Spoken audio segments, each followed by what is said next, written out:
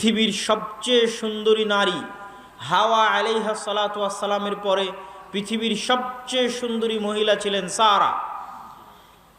আর সারার পরবর্তীতে ইউসুফ আলাইহি সালাতু ওয়াস সালাম, তার বাবার দাদি হচ্ছে সারা। ইউসুফ আলাইহি সালাতু ওয়াস সালামের পিতার দাদি হচ্ছে সারা আলাইহি সালাতু ওয়াস সালাম। ইউসুফ আলাইহি সালাতু ওয়াস সালাম তার বাবার দাদির চেহারা পেয়েছিলেন, এই জন্য তিনি ছিলেন পৃথিবীর সবচেয়ে সুদর্শন পুরুষ। সারা আলাইহা সালাতু ওয়াস সালামকে নিয়ে এক সফরের ঘটনা আছে ফিলিস্তিন থেকে মিশর। ইব্রাহিম আলাইহি সালাতু ওয়াস সালাম যেমন ফিলিস্তিন থেকে মিশর গেছেন, তেমন ফিলিস্তিন থেকে মক্কা এসেছেন। জেরুজালেম, বাংলায় আমরা বলি জেরুজালেম, আরবিতে বলে দারুস সালাম, আর হিব্রুতে ইহুদিরা বলে ইউরুশলাম। আর ইহুদিদের সাথে আমাদের অনেক কিছুতে মিল আছে। হিংসার কারণে তারা আমাদের সহ্য করে না। আমরা যেমন বলি আসসালামু আলাইকুম, তারাও তেমন বলে শালম। শনিবারের দিন সকালে উঠে বলবে সাবাত শালম। শালম মানেও শান্তি, আমরা যেটা আসসালামু আলাইকুম বলি এটা মানেও শান্তি। ইহুদিরা দিনে সালাত আদায় করে 3 ওয়াক্ত, তাদের মসজিদ আছে সিনাগগ, সেই মসজিদে গিয়ে তারা সালাত আদায় করে। আমরা সালাত আদায় করি 5 ওয়াক্ত। এরকম আরও বহু বিষয় আছে, তাদের সাথে মিল খুঁজে পাবেন, আমি বলবো বক্তব্যের একটা পর্যায়ে গিয়ে। তো আমরা যেখানে ছিলাম আর কি, তো ইব্রাহিম আলাইহি সালাতু ওয়াস সালাম মিশর যাওয়ার পথে জালেম বাদশার হাতে যখন তার স্ত্রী অত্যাচারিত নির্যাতিত হওয়া থেকে বেঁচে গেলেন আল্লাহর সহযোগিতায়, তখন তাকে উপহার হিসেবে প্রদান করা হলো হাজেরা। হাজেরা আলাইহা সালাতু ওয়াস সালামের গর্ভে ইব্রাহিমের প্রথম সন্তান আসলো ইসমাইল। ইসমাইলকে রেখে আসলেন 1500 কিলোমিটার দূরে মক্কায়। আর পরবর্তীতে সারার গর্ভে জন্ম নিল ইসহাক। ইসহাককে রেখে দিলেন মসজিদে আকসা জেরুজালেমে। এটা ছিল আমাদের এই পয়েন্টের মূল আলোচনা, যে আল্লাহ ইব্রাহিমের 2 সন্তান, ইব্রাহিম আলাইহি সালাতু ওয়াস সালামের 2 সন্তানকে পৃথিবীর শ্রেষ্ঠ 2টা মসজিদ, পৃথিবীর পুরাতনতম 2টা মসজিদ। কত পুরাতন! আল্লাহ সুবহানাহু ওয়া তাআলা পবিত্র কোরআন মাজিদে বলছেন, ইন্না আউওয়ালা বাইতুন উযিআ লিন-নাস বিবাক্কা। পৃথিবীর মানুষ আল্লাহর ইবাদত করবে, এই জন্য পৃথিবীতে প্রথম যে মসজিদ নির্মাণ করা হয়েছে সেটা মক্কায়। আবু যর গিফারি রাদিয়াল্লাহু তাআলা আনহু থেকে বর্ণিত, তিনি বলেন, আমি আল্লাহর নবীকে জিজ্ঞেস করলাম, আল্লাহর নবী, পৃথিবীতে কোন মসজিদ সর্বপ্রথম তৈরি হয়েছে? আল্লাহর নবী বললেন, আল মসজিদুল হারাম, মক্কার কাবা সর্বপ্রথম তৈরি হয়েছে আল্লাহর ইবাদতের জন্য। আমি বললাম, সুম্মা আইয়ু, তারপরে কোন মসজিদ তৈরি হয়েছে? তিনি বললেন, আল মসজিদ আল আকসা, মসজিদে আকসা তৈরি হয়েছে। আমি জিজ্ঞেস করলাম, কাম বাইনাহুমা, কত বছরের ব্যবধান? আল্লাহর নবী বললেন, আরবাউনা আম, 40 বছরের ব্যবধান। তাহলে 40 বছরের ব্যবধানে নির্মিত হওয়া পৃথিবীর প্রথম 2টা পুরাতন মসজিদ আবাদ করছে কে? ইব্রাহিমের 2 সন্তান, ইব্রাহিমের প্রথম স্ত্রীর গর্ভে 2য় সন্তান। যেহেতু প্রথম সন্তান এসেছে 2য় স্ত্রীর গর্ভে, ইসহাক আবাদ করছে জেরুজালেমে আল মসজিদ আল আকসা, আর 2য় স্ত্রীর গর্ভে প্রথম সন্তান ইসমাইল আবাদ করবে মক্কার কাবা। আর ইব্রাহিম আলাইহিস সালাতু ওয়াস সালাম প্রথম নবী, যিনি জেরুজালেম থেকে মক্কায় সফর করেছেন 5 বার, আনুমানিক 5 বার, ইতিহাসে পাওয়া যায় আরও কতবার করেছেন আল্লাহ ভালো জানে। 1500 কিলোমিটারের পথ পায়ে হেঁটে গেছেন। একবার স্ত্রী পুত্রকে রাখতে গেছেন, একবার কুরবানি করতে গেছেন, একবার গিয়ে ছেলেকে পাননি, স্ত্রীকে তালাক দিতে বলে এসেছেন, আর একবার গিয়ে ছেলেকে পাননি, স্ত্রীকে রাখতে বলে এসেছেন, আর একবার গিয়ে ছেলেকে সাথে করে নিয়ে কাবা তৈরি করেছেন। ওয়াইদ ইয়ারফাউ ইব্রাহিমুল কাওয়াইদা মিনাল বাইত ওয়া ইসমাইল, যখন ইব্রাহিম এবং ইসমাইল মিলে কাবা তৈরি করলো তখন। তাহলে কত আগে আমরা জেরুজালেম এবং কাবার আলোচনা পাচ্ছি, আজ থেকে 5000 বছরেরও বেশি অতীতকালের কথা আমরা বর্ণনা করছি। সম্মানিত উপস্থিতি, ইসহাক আলাইহিস সালাতু ওয়াস সালামের সন্তানের নাম হচ্ছে ইয়াকুব। ইয়াকুব আলাইহিস সালাতু ওয়াস সালামের 12 সন্তান ছিল, তার মধ্যে একজন ইউসুফ। এই সকল নাম ইংরেজিতে একই ব্যক্তি, কিন্তু উচ্চারণ আলাদা। ইব্রাহিমকে তারা বলে আব্রাহাম, ইসহাককে তারা বলে আইজ্যাক, ইয়াকুবকে তারা বলে জ্যাকব, ইউসুফকে তারা বলে জোসেফ। যেমন আপনি যদি দেখেন saint Joseph school and college, তাহলে ধরতে হবে হজরত ইউসুফ আলাইহিসসালাতু ওয়াসসালাম school and college. Saint Joseph দিয়ে তারা ইউসুফ আলাইহিসসালাতু ওয়াসসালামকেই বুঝিয়েছে উচ্চারণের পার্থক্য। তথা পৃথিবীর এই তিনটা ধর্মই, ইহুদি ধর্ম, খ্রিস্টান ধর্ম এবং ইসলাম, আব্রাহামিক রিলিজিয়ন, তিনটা ধর্মের মানুষই ইব্রাহিমের অনুসারী হওয়ার দাবিদার, মিল্লাতে ইব্রাহিমের অনুসারী হওয়ার দাবিদার। এবং তিনটা ধর্মই সেমেটিক রিলিজিয়ন। সেমেটিক মানে সাম, নূহ আলাইহিস সালাতু ওয়াস সালামের যে তিন সন্তান নৌকায় উঠে ঈমান আনয়নের মাধ্যমে বেঁচে গেছিলেন তারা হচ্ছেন সাম, হাম, ইয়াফেস। আর একজন সন্তান নাফরমানি করে বন্যায় ডুবে গেছিল। তো এই তিন সন্তানের মাধ্যমেই আল্লাহ পৃথিবী আবাদ রেখেছেন, নূহের তিন সন্তানের মাধ্যমে। সামের পরবর্তী বংশধরদেরকে বলা হয় সেমেটিক তথা এশিয়ান। ভারত, পাকিস্তান, বাংলাদেশ, আরব, আফগানিস্তান, এই এশিয়ার অঞ্চলের মানুষ হচ্ছে সামের সন্তান। এই কালার যাদের, মেটে এবং শ্যামলা কালার যাদের, সাদা হলেও মেটে এবং শ্যামলার প্রভাব থাকে, এই কালার যাদের, তারা সামের সন্তান। আফ্রিকান যারা কালো তারা হচ্ছে হামের সন্তান। আর ইউরোপ এবং আমেরিকার যারা ধবধবে সাদা, হলদে, তারা হচ্ছে ইয়াফেসের সন্তান। পৃথিবীতে আল্লাহ যত নবী পাঠিয়েছেন সব সামের বংশে পাঠিয়েছেন।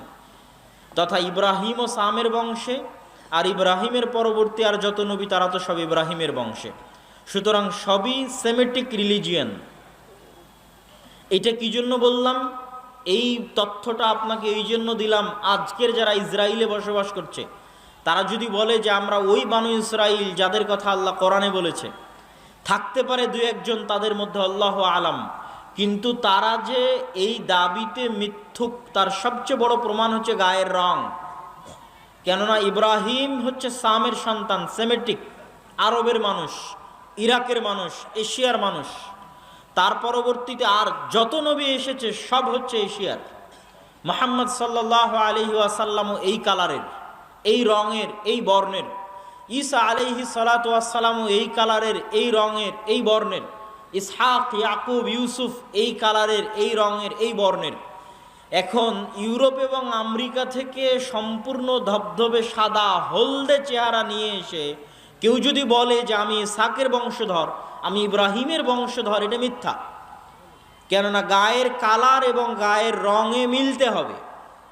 তোমরা যে নবীর অনুসরণের দাবি করছো, মুসা, ঈসা, তারা সব সেমেটিক, সবাই হচ্ছে ইব্রাহিমের সন্তান, সামের সন্তান। আমার নবীর চেহারা আর ইব্রাহিম আর ইসহাকের চেহারা একই রকম।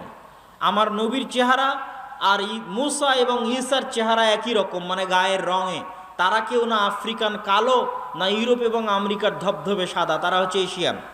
তো এখন যারা ইসরায়েলে বসবাস করতেছে তারা বেশিরভাগ ইউরোপ এবং আমেরিকা থেকে ওই চেহারা, ওই কালার নিয়ে এসে তারা দাবি করতেছে যে আমরা হচ্ছি ইব্রাহিম বা ইসহাকের বংশধর। এই জন্য কালার প্রমাণ করে যে তারা তাদের দাবিতে মিথ্যুক। আরও অনেক ঐতিহাসিক কারণ আছে এই দাবিতে মিথ্যুক হওয়ার, যেটা আজকে আমরা আলোচনা করছি না। কিন্তু আমরা যে আলোচনাটা করতে চাচ্ছি সেটা হচ্ছে এই তিনটা ধর্মই ইব্রাহিম আলাইহিস সালাতু ওয়াস সালামের অনুসারী হওয়ার দাবিদার। এবং এই তিনটা রিলিজিয়নের মধ্যে বানু ইসরাইল যাদের কথা আল্লাহ সুবহানাহু ওয়া তাআলা পবিত্র কোরআনের সূরা বাকারায় ব্যাপকভাবে আলোচনা করেছে, যে বানু ইসরাইলের বিস্তারিত তাফসির আমি আমার দেশব্যাপী মসজিদ ভিত্তিক দাওয়াতি সফরে মোটামুটি সূরা বাকারা থেকে কমপ্লিট করেছি, যেটা আলে ইতিসাম টিভিতে আপনারা দেখতে পারেন, বানু ইসরাইলের তাফসির। তো এই বানু ইসরাইল তাদের সম্পর্কে সংক্ষিপ্ত বলে আমরা আজকের বিশ্বে যা ঘটতেছে সেখানে চলে আসব।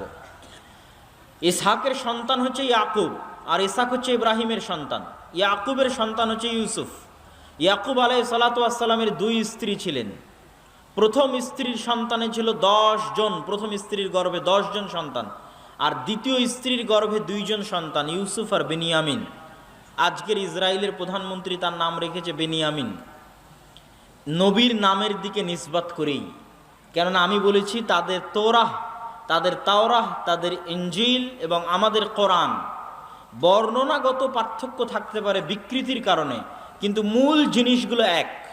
কোরআনে যেমন আদম এবং হাওয়ার ঘটনা বলা আছে, তোরা এবং ইনজিলে আদম এবং ইভ, তারা হাওয়ার নাম দিয়েছে ইংরেজিতে ইভ, আদম এবং ইভের ঘটনা বলা আছে। ঠিক যেমন আমরা ইব্রাহিমের ঘটনা, নূহ আলাইসাল্লামের মহাপ্লাবনের ঘটনা পড়ছি কোরআনে, একইভাবে নূহ আলাইসাল্লামের মহাপ্লাবনের ঘটনা তাওরা এবং ইনজিলে আছে। যেহেতু সবগুলোই আসমানি কিতাব এবং আসমানি দিন, এই জন্য কিছু হলেও মিল থাকবে, এটাই স্বাভাবিক।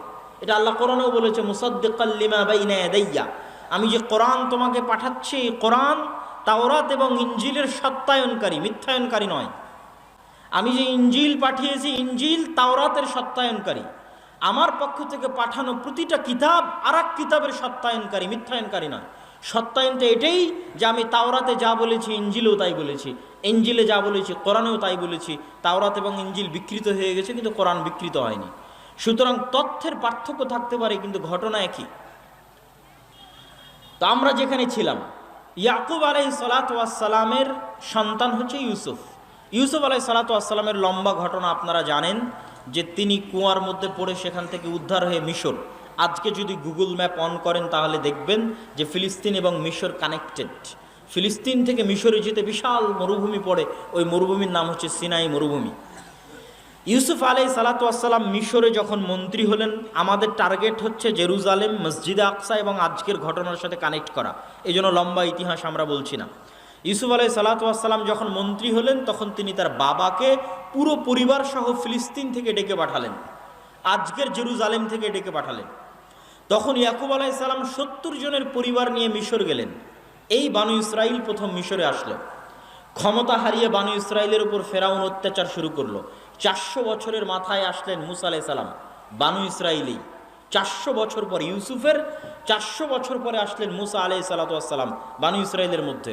মুসা আলাইহিসসালাতু ওয়াসসালাম যখন মিশর ছেড়ে পালিয়ে যাচ্ছেন আর ফেরাউন পানিতে ডুবে যাচ্ছে, তখন মুসা আলাইহিসসালাতু ওয়াসসালাম পালিয়ে যাচ্ছেন না, ফিরে যাচ্ছেন। কোথায় ফিরে যাচ্ছেন? যেখান থেকে 400 বছর আগে তার আদি পিতা ইয়াকুব এসেছিলেন, ইউসুফ এসেছিলেন। কোথায় থেকে এসেছিলেন? জেরুজালেম থেকে, ফিলিস্তিন থেকে, মসজিদ আকসা থেকে, ওখানে যাচ্ছেন। এই জন্য ফেরাউন ডুবে যাওয়ার পরও মুসা আলাইহিস সালাম আর রিটার্ন ব্যাক মিশরে করেননি। কেননা মিশর তার ফাদার ল্যান্ড, আদি পিতার জমি নয়। তার আদি পিতার মাটি এবং জমি, বাপদাদার ভিটা হচ্ছে জেরুজালেম। কিন্তু যাওয়ার পথে যেতে পারলেন না কেন? তখন জেরুজালেমে বিশাল আমালেকা, বিশাল শক্তিশালী দেহের অধিকারী আমালেকা গোত্র সেখানে বসবাস করত। উনি তখন থাকতে লাগলেন কোথায়? সিনাই মরুভূমিতে। আজকের যে সিনাই মরুভূমি, এই মরুভূমিতেই মুসা আলাইহিস সালাম ছিলেন বানু ইসরাইলদের নিয়ে। এই জন্যই কোনো খাবার ছিল না, এই জন্যই কোনো পানি ছিল না। যেহেতু কোনো পানি ছিল না, লোহিত সাগরের লবণাক্ত পানি খাওয়া যাবে না। যেখানে সুপেয় পানি পাওয়া যাবে সেখানে আছে আমালেকা গোত্র, ফিলিস্তিনে, জেরুজালেমে। আমরা আছি মরুভূমিতে। এই জন্যই তারা মুসা আলাইহিস সালামের কাছে চেয়েছিল যে আপনি আল্লাহকে বলেন পানি দিতে। তখন মুসা আলাইহিস সালাম লাঠি দিয়ে পাথরে আঘাত করেছিলেন, 12টা ঝর্ণাধারা তৈরি হয়েছিল। ইয়াকুবের 12 সন্তানের বংশধরের জন্য আল্লাহ 12টা ঝর্ণাধারা তৈরি করেছিলেন।